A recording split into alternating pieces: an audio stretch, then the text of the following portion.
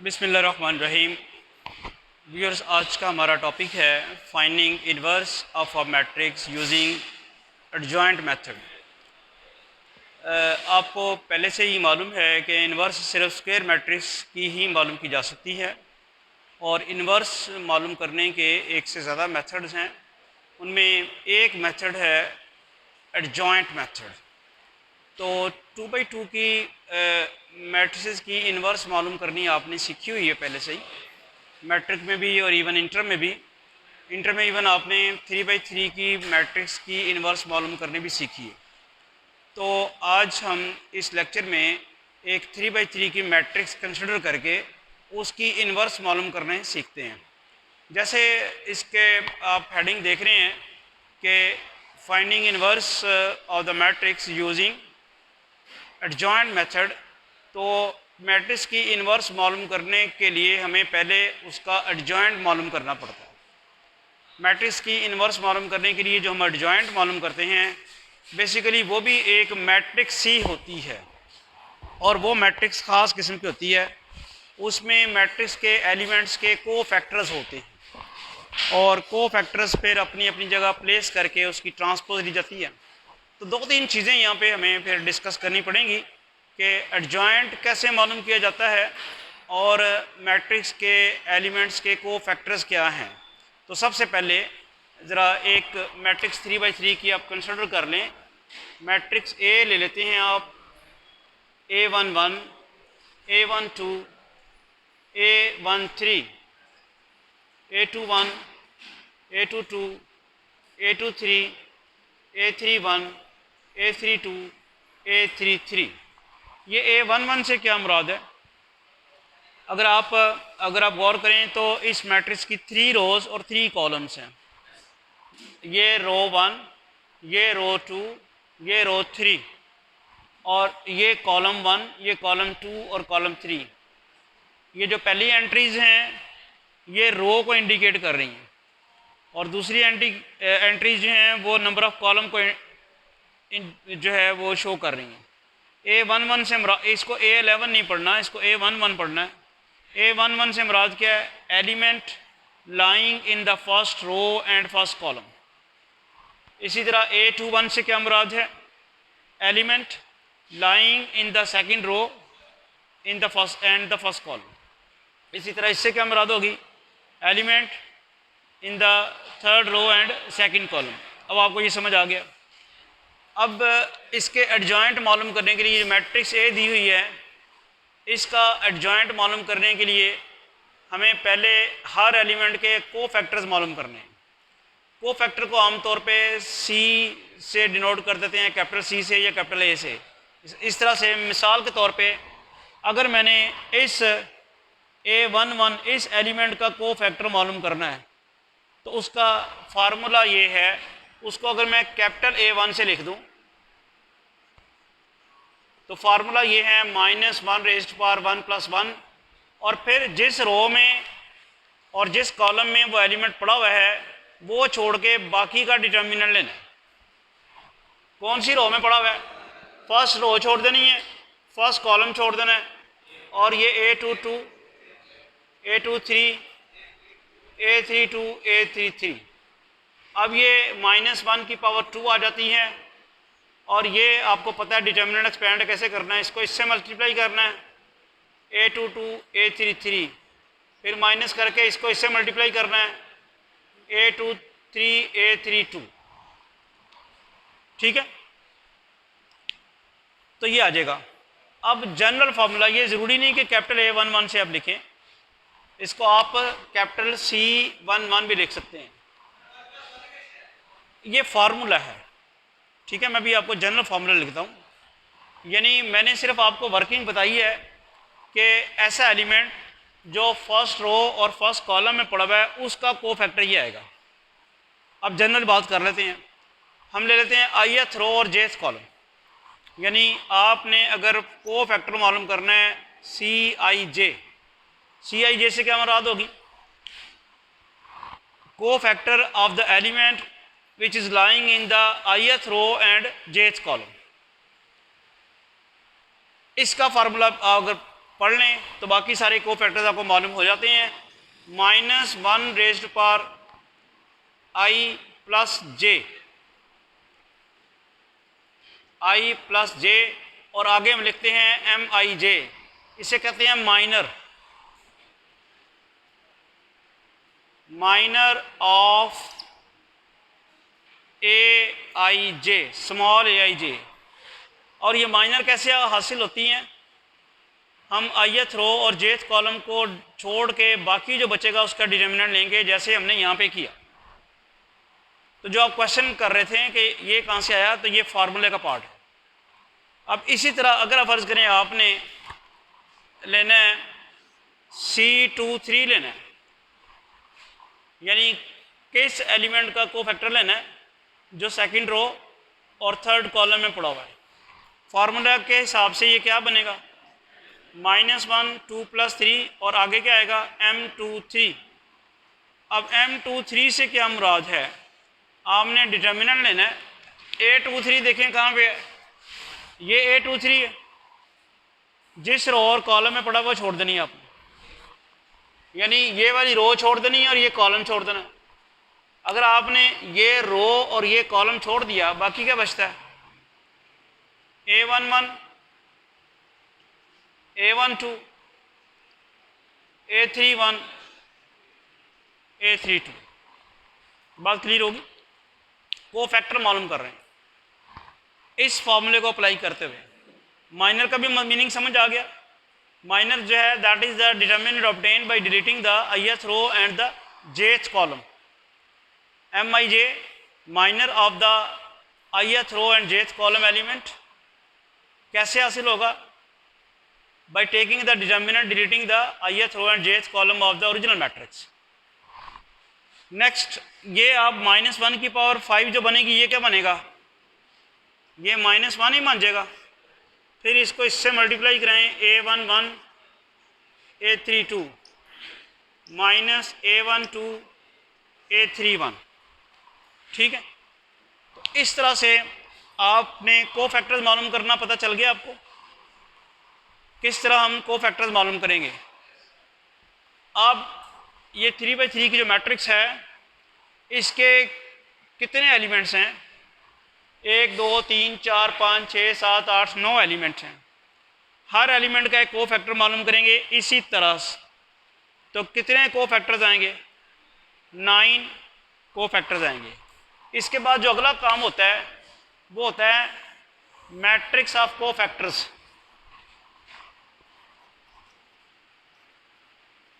Matrix of को factor, इससे क्या मुराद है, जो जो आपने जिस एलिमेंट का को फैक्टर मालूम किया है, उस एलिमेंट की जगह आपने को फैक्टर पुट कर देना है। मिसाल के तौर पे ये स्मॉल एलिमेंट था A11, ये A11 एलिमेंट है, स्मॉल A11, इसका को फैक्टर आपने ये मालूम कर लिया। तो उसकी जगह जाके आप क्या कर दें, को फैक्टर को लिख दें, यानी आप यहाँ पे C11 लिखें। इसी तरह ये सेकंड एलिमेंट है, इसी फार्मूले से आप इसका को फैक्टर मालूम करेंगे और वो उसकी जगह आप जाके लिख देंगे C12 और यहाँ क्या लिखेंगे C13। फिर C21 C22 C23 C31 C32 C33। बात क्लियर हुई? हर एलिमेंट का को फैक्टर मालूम किया और को फैक्टर मालूम करने के बाद उसको उस एलिमेंट की जगह लिख दिया। ये जो अब मैट्रिक्स आई है इसे हम कहते हैं मैट्रिक्स ऑफ को फैक्टर्स। इसकी ट्रांसपोज ले लें तो वो एडजॉइंट बन जाएगा। ट्रांसपोज से क्या मुराद है, रोज को कॉलम्स में इंटरचेंज करना, यानी आप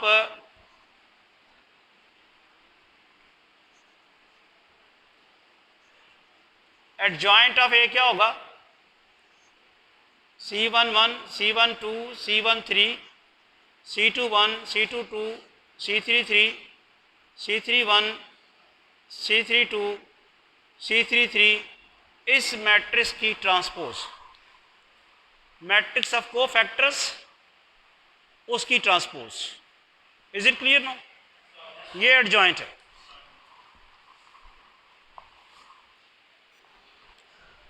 तो एडजॉइंट ऑफ ए, अब आप यकीनन समझ गए होंगे कि को फैक्टर्स को मालूम करने के बाद, अब चूंकि ये लंबा प्रोसेस होता है, थोड़ा इसमें गलती भी हो जाती है वैसे आसान। तो पहले आपने को फैक्टर्स मालूम किए हर एलिमेंट के, और उसको फिर उसकी जगह पुट किया, और उसके बाद उसकी ट्रांसपोज ली, तो ये बन गया एडजॉइंट। यानी एक्चुअली ये बना, ट्रांसपोज जब लेंगे तो C11, C12, C13, C21, C22, C23, C31, C32, C33, ठीक है, ये आपके पास बन जाता है। अब फाइनली जिस काम के लिए हम चले थे, हम तो चल रहे थे कि मैट्रिक्स की इन्वर्स मालूम करनी है। तो मैट्रिक्स की इन्वर्स का फॉर्मूला ये है, A inverse is equal to adjoint of A over A mod.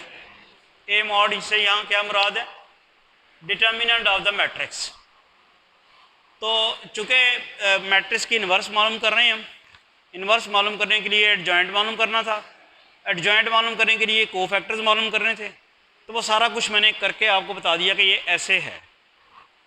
A determinant भी हम 3/3 का आपको एक्सपेंड करना आता है, लेकिन अब हमको एग्जांपल लेके करेंगे तो आपको और पता चल जाएगा। एक बड़ी यहाँ इंपॉर्टेंट चीज़ है जो आपको यहाँ से समझ लेनी चाहिए कि मैट्रिक्स की इन्वर्स के फार्मूले में ए मॉड डिनोमिनेटर में मौजूद है। हम किसी भी चीज़ को ज़ीरो से डिवाइड नहीं करते, डिवीजन अलाउड नहीं है ज़ीरो से। तो ये मैट्रिक्स की इन्वर्स उसी वक्त एग्जिस्ट करेगी अगर इस मैट्रिक्स का डिटर्मिनेंट ज़ीरो नहीं है, अदरवाइज इन्वर्स नहीं एग्जिस्ट करेगी। तो ये एक टेस्ट होगा सबसे पहला काम। जब आपसे कहा जाए कि मैट्रिक्स की इन्वर्स मालूम करें, तो सबसे पहला काम है कि आप उसे टेस्ट कर लें कि उसकी इन्वर्स मालूम की जा सकती है कि नहीं की जा सकती। यानी बजाय इसके कि आप इतना प्रोसेस करके आएँ, को फैक्टर्स मालूम करें, को फैक्टर्स को मैट्रिक्स को फैक्टर्स मालूम करें, उसकी ट्रांसपोज लें, फिर एडजॉइंट मालूम करें, फिर जब ए मॉड मालूम करने बैठे तो पता चले वो तो ज़ीरो है। तो पहले ये कर लो। जब भी आपने मैट्रिक्स की इन्वर्स मालूम करनी है तो पहला स्टेप क्या है? आप उसका डिटर्मिनेंट मालूम करें। जब उसका डिटर्मिनेंट मालूम कर लेंगे और अगर वो ज़ीरो है तो फिर तो वहीं छोड़ दें, रखें ये मैट्रिक्स की इन्वर्स एग्जिस्ट नहीं करती। और अगर वो ज़ीरो नहीं है तो फिर आगे काम करें।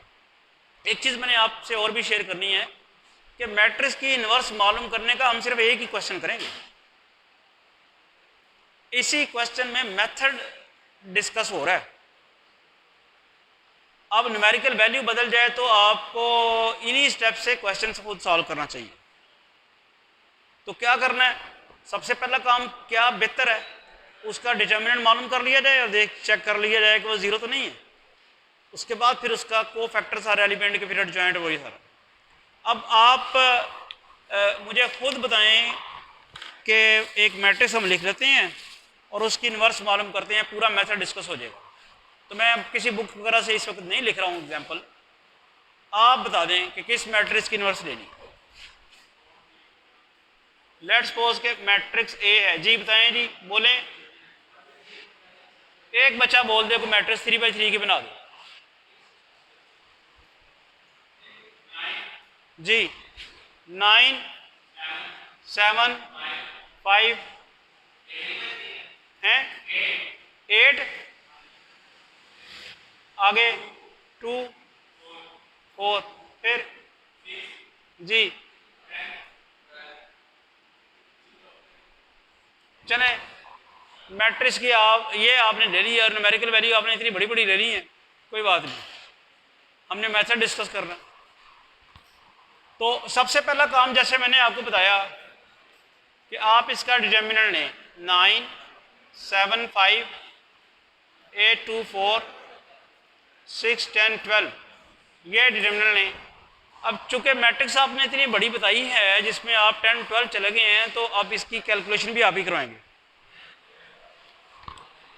हाँ जी, कैसे एक्सपेंड करते हैं भाई? फर्स्ट रो ये हम 9 लिखेंगे और फिर उसके बाद ये एक मिनट, ये रो और ये कॉलम छोड़ देंगे 2, 4, 10, 12, फिर -7, जी -7 और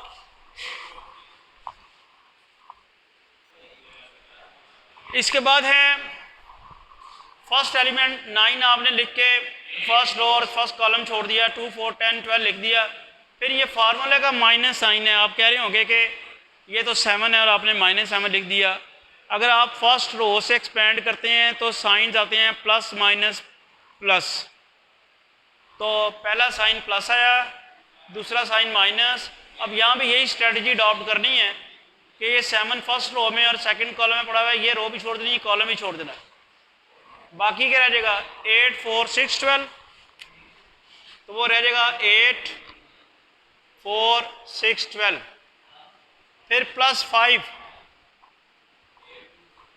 और 5 में आपने ये वाली रो और ये वाला कॉलम छोड़ देना है। 8 2 6 10, 8 2 6 10। नेक्स्ट है जी, इसको मल्टीप्लाई कराएं इसके साथ, माइनस करके इसको इसके साथ, 24 माइनस 40 -7। ये हाँ भाई मैट्रिक्स लिखवाने वाले 12 इंटू 8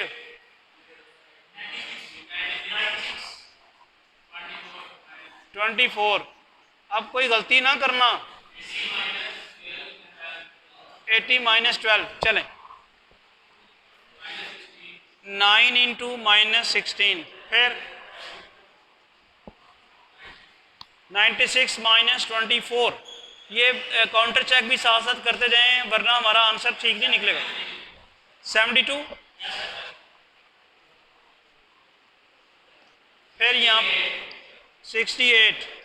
अब इसकी भी मल्टीप्लिकेशन करें, 9 इंटू -16 और 7 इंटू 72 504, 5 इंटू 68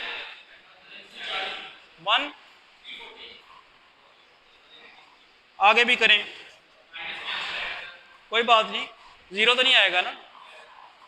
देखिए ना, आपको कह बैठे थे कि मैट्रिक्स लिखाएं तो आपने पकड़ के 10 12 वाली फिगर भी डाल दी उसमें।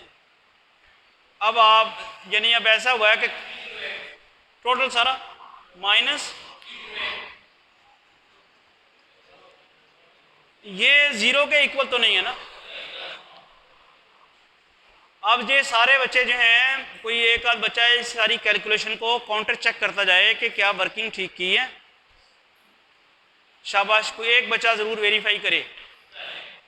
अच्छा, जब ये आ गया हमारे पास कि ये डिटर्मिनेंट आ गया है, चाहे नेगेटिव आए चाहे पॉजिटिव आए, लेकिन ज़ीरो तो नहीं आया ना। तो ज़ीरो नहीं आया तो इसका मतलब है इस मैट्रिक्स की इन्वर्स एग्जिस्ट करती है। ठीक है, तो अब हम आते हैं, चूँकि मैट्रिक्स की इन्वर्स एग्जिस्ट करती है, अब हम कोफैक्टर्स की तरफ आते हैं। यानी आप यहाँ पे लिख सकते हैं, this shows that A inverse exist. तो अब हम बारी बारी, जैसे मैंने बताया था आपको कि 9 यहाँ पे एलिमेंट हैं, तो 9 कोफैक्टर्स मालूम करने हैं। तो सबसे पहले 9 का कोफैक्टर मालूम करेंगे, तो वो लिखेंगे कैसे, C11 minus 1 raise to power 1 plus 1, और उसके बाद डिटर्मिनेंट कौन सा लेना है, ये रो और ये कॉलम छोड़ देना है, 2 4 10 12। यह जगह -1 की पावर 2, यहाँ क्या बनेगा 24 माइनस 40, -1 की पावर 2 प्लस 1 आ जाता है, वो क्या बनता है -16। तो ये आ गया -16, C11। ये कोफैक्टर आया है इस एलिमेंट का। अब हम चलते हैं अगले एलिमेंट का कोफैक्टर मालूम करते हैं। नेक्स्ट है जी C12 7 का कोफैक्टर। फार्मूला क्या होगा, -1 raise to power 1 plus 2, determinant C12। ये रो छोड़ देनी है, ये कॉलम छोड़ देना है। 8 4 6 12, 8 4 6 12। ये आपने इसको एक्सपेंड करना है, क्या आएगा -1 की पावर 3 आएगा और ये आएगा 96, 8 को इससे मल्टीप्लाई करें और -24। तो यहाँ पे आप देखें -1 की पावर 3 नेगेटिव साइन आ जाएगा और ये क्या आएगा 72। ये चेक करते रहें भैया, मैं ज़बानी कर रहा हूँ, चेक करते रहें। इसके बाद आपने मालूम करना है C13 इसका कोफैक्टर। इसके लिए क्या करना आपने, ये वाली रो और ये वाला कॉलम छोड़ देना है। लेकिन एक बात तो है, -1 की पावर 1 + 3 तो लिखनी है ना। फिर डिटर्मिनेंट, ये रो और ये कॉलम छोड़ दिया, 8 2 6 10, 8 2 6 10 जी, -1 की पावर 4 और ये बनेगा 80 -16। तो -1 की पावर 4 तो बन ही आ जाएगा। ये क्या बन जाएगा 64। तो ये 64 आ जाता है। यही ठीक है कोई जी। 12 यस। क्या आएगा यहाँ पे 58 68। चलें, ये C13 भी मालूम हो गया। इसके बाद अब ये C21 है। तो C21 में क्या करना है, ये वाला कॉलम और ये रो छोड़ देनी है। तो क्या आपके पास आएगा, पहले आपने -1 की पावर 2 + 1 तो लिखना ही लिखना है। तो C21 ये रो छोड़ दी, ये कॉलम छोड़ दिया, 7 5 10 12 -1 ⁻³ 84 -50। तो ये बाहर -1 आएगा, अंदर क्या आएगा 34 -34। ये हमने मालूम किया C21। फिर C22 -1⁻² + 2 डिटर्मिनेंट, ये रो और ये कॉलम छोड़ दिया, 9 5 6 12 -1⁻⁴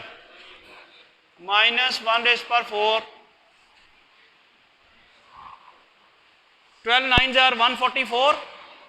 चेक कर लें ज़रा।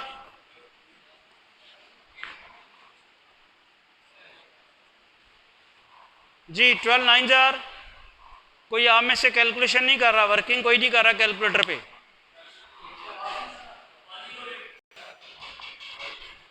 तो 12 9s are 108 -30, अब ये बन गया 78। C22 मालूम कर लिया हमने। इसके बाद C23 है, इसका कोफैक्टर मालूम करना है, -1⁻² + 3 डिटर्मिनेंट, इसका मालूम करना है 9 7 6 10।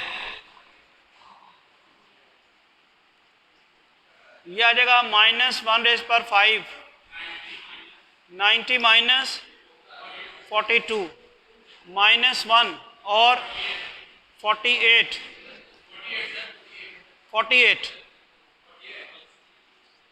और ये बना -48। ठीक है जी। तो अब देखें ये काम आसान होने की बजाय यानी के बावजूद लग रहा है कि मुश्किल है। कैसे, वो आप बार बार कैलकुलेशन आपको करनी पड़ती है सिमिलर काइंड, जिसकी वजह से वो लगता है कि कई गलती। और अब आएगा C31 -1⁻³ + 1 जी 7, यानी ये रो ये कॉलम और ये रो छोड़ना है, 7 5 2 4। तो ये बना -1⁻⁴ 8 28 -10 18। इसके बाद हैं C32 में -1⁻³ + 2 डिटर्मिनेंट, यानी C32 है, ये वाली रो छोड़नी है, ये कॉलम छोड़ना है, क्या आएगा 9 5 8 4 -1⁻⁵ -40 अब एक माइनस यहाँ से आना है, -4 और ये बन गया +4। ठीक है, शाबाश। आखिरी रह गया C33 -1 रेज़ पावर 3 + 3। तो ये आपने ये कॉलम रो छोड़ दी, ये कॉलम छोड़ दिया। 9782 -1 रेज़ पावर 6 18 56 जी -38। शाबाश। ये जी अब हमने 9 एलिमेंट्स के को फैक्टर्स मालूम कर लिए हैं। तो एडजॉइंट जो है, अब मैं ना एक स्टेप में स्किप कर दूंगा। आपको याद है कि मैंने इस तरह से एलिमेंट्स के मैंने को फैक्टर्स मालूम किए हैं। इनको इसी तरह पुट करके ट्रांसपोज लेनी है ना, तो मैं पहले ही करता हूं कि इस तरह पुट करने के लिए ऐसे पुट कर देता हूं डायरेक्ट। यानी C11 तो खैर उधर ही आना है ना, C11 तो ये आ गया -16। C12 यहाँ आना था, उसके बाद ट्रांसपोज लेनी है, तो मैं पहले यहाँ लिख देता हूँ। C12 क्या है, -72, फिर 68, फिर -34, शाबाश, 78, -48, इसके बाद क्या है 18 4 -38। तो ये हमने एडजॉइंट फाइंड कर लिया। इसमें एक स्टेप स्किप कर दिया कि बजाय इसके कि हम इस तरह से कोफैक्टर्स मालूम करने के बाद ट्रांसपोज लेते, हमने डायरेक्ट ही उसको इस तरह पुट कर दिया। अब यहाँ तक ही काम मुश्किल था। नेक्स्ट हमारा काम आसान है कि हमने फार्मूले में पुट करना है।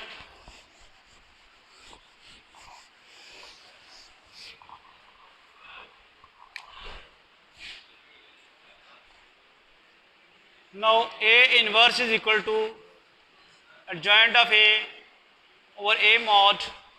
adjoint हमने मालूम किया हुआ है -16, -34, 18, -72, 78, 4, 68, -48। ये एडजॉइंट है। और डिटर्मिनेंट जो मालूम हमने किया था -308। तो जो A इन्वर्स आएगी ये -308 सबको डिवाइड करेगा, हर एलिमेंट को। तो क्या बनेगा, -16 over -308, -34 over -308, 18 over -308, -72 over -308, 78 over -308, 4 over -308 and 68 over -308, -48 over -308, -38 over -308। अब इसको फर्दर सिंप्लीफाई करें, जहाँ जहाँ कोई चीज़ कॉमन निकलती है। हाँ जी, 308 को 16 क्या डिवाइड करता है जी, ये वाला। ठीक है, शाबाश। 4 ओवर 77 और इधर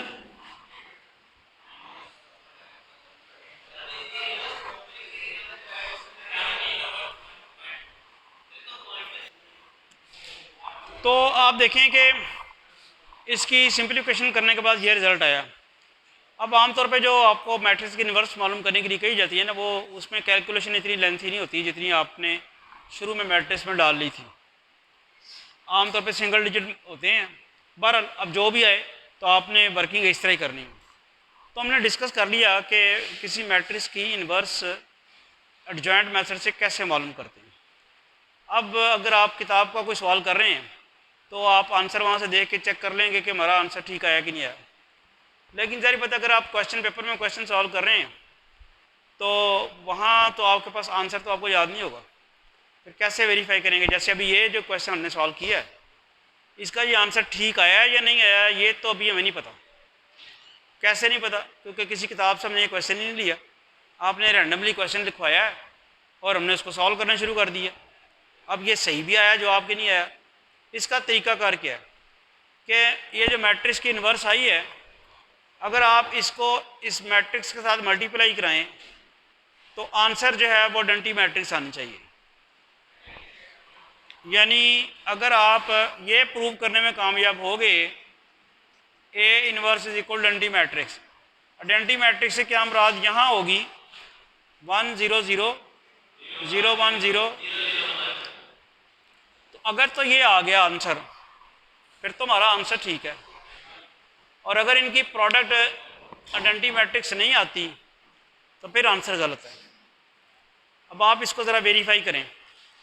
अब आप इसको जब वेरीफाई करेंगे, मैट्रिक्स की मल्टीप्लिकेशन आपको आनी चाहिए। आती है? मैट्रिक्स की मल्टीप्लिकेशन किस तरह मल्टीप्लाई कराते हैं रो और कॉलम को? तो अब आप इसको ज़रा मल्टीप्लाई करके ज़रा वेरीफाई करें।